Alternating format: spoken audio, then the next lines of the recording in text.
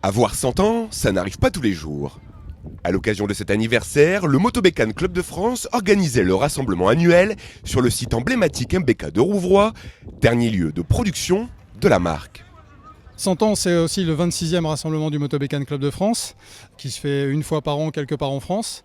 On a jugé que les 100 ans devaient être sur un des sites de production de la marque, donc on a sollicité l'entreprise qui nous a volontiers prêté le terrain. Et puis on va faire des balades, donc cet après-midi il y a 70 km de balade, demain matin à nouveau 70 km de balade, et puis dimanche après-midi on va se retrouver tous au musée pour découvrir la nouvelle collection du musée qui a été inaugurée hier soir. Il y a une brocante de pièces dédiée au Motobécane exclusivement. On a bien accès là-dessus pour avoir vraiment que de la pièce Motobécane.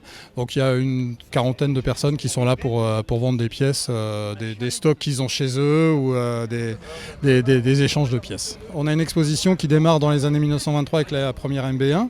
Les machines à courroie. On a ensuite beaucoup de machines sur les années 30 et puis ensuite on va évidemment sur la production de mobylettes où là on a une belle brochette de toute la panoplie de mobylettes qui a pu être créée par Motobécane. On l'avait fait en 2009, on avait réuni ici sur le site les 60 ans de la mobylette, on avait fêté les 60e anniversaire de la mobylette, c'était déjà une belle manifestation, mais là pour les 100 ans on a plus que doublé les quantités et on a vraiment une belle panoplie de véhicules.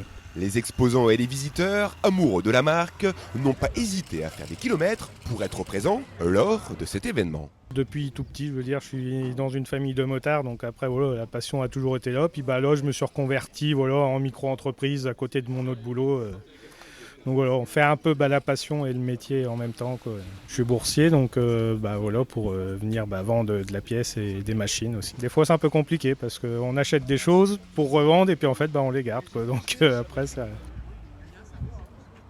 J'ai repris un peu la lubie il y a 1 an de la restauration de mobylettes et donc en étant du coin c'était un peu pour profiter, pour chiner puis éventuellement voir des choses pas vraiment vues, quoi, comme le musée, etc.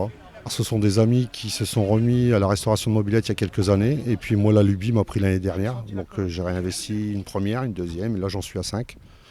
Et puis voilà, quoi, la restauration se fait avec le temps. C'est une petite lubie sympathique. Pour l'instant, ça permet de s'occuper sainement, de reprendre les routes sainement avec des véhicules d'antan et puis de permettre de ressauver entre guillemets des vieux véhicules. Alors ça me prend beaucoup de temps, oui, à savoir que quand on attaque ne serait-ce qu'une partie le moteur ou le cadre ou autre, on est parti pour quelques heures ou quelques jours, quoi. C'est l'investissement, le temps d'acheter les pièces, de trouver ce qu'il faut, et puis on se lance pour X temps, une journée, 2 jours, une semaine, ça dépend. Ça dépend aussi du temps extérieur. Un beau week-end de festivités pour tous ces passionnés avec un amour commun, celui de la mobylette.